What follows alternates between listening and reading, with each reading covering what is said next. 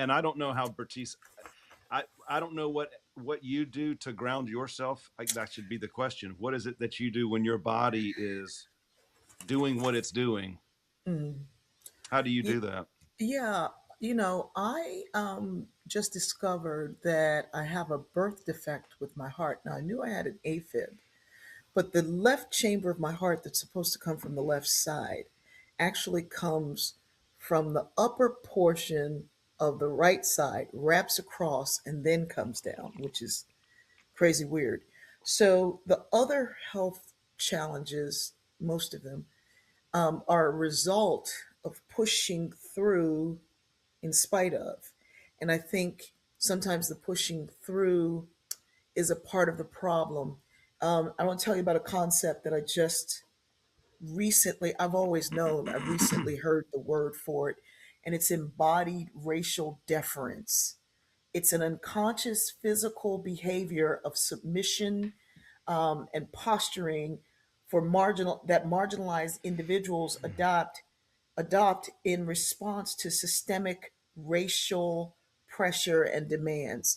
So, in Mm. other words, we cross the side of the street or give way. Most time, the crossing is usually done by non-marginalized people, people who are not of the global majority.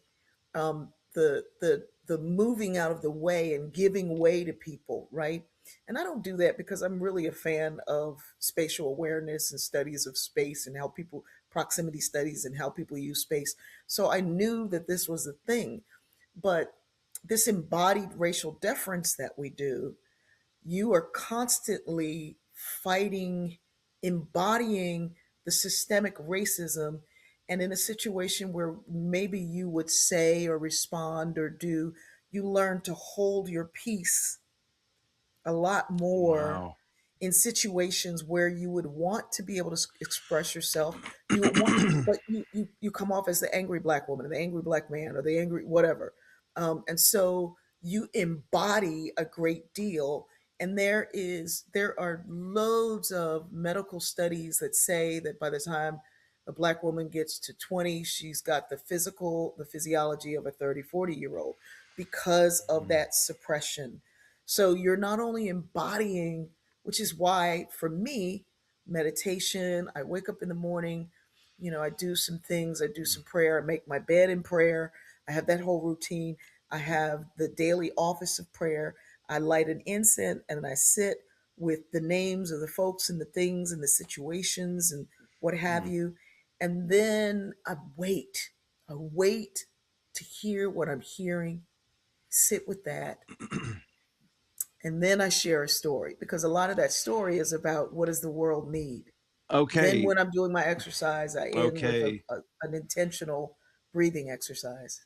Oh, listen, I listened to your stories on Facebook, your which you've Yeah, now been doing for a little over six daily for years. six years. Yeah. Bertice, that's so interesting. I didn't know when exactly you did it. I know you're up way earlier than me, but I didn't know that that was the process by which you got to that place where you Mhm. could be so grounded, because your stories are, regardless of what they're about, they start out in a really grounded place. It's hard not to, I mean, because you've got the um, your light's very bright. So when you come on and say, "I'm Dr. Patice Berry, and I'd like to tell you a story," which I just love, and I'm like, "Oh, tell me a story, tell me a story, Bertice, tell me a story."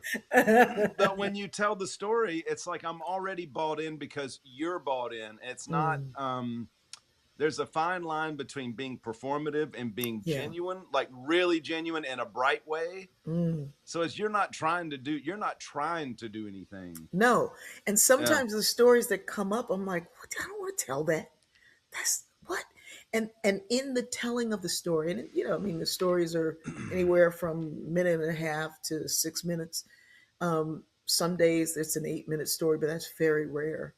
But the telling of that story, in the telling of the story, the lesson for me comes forth.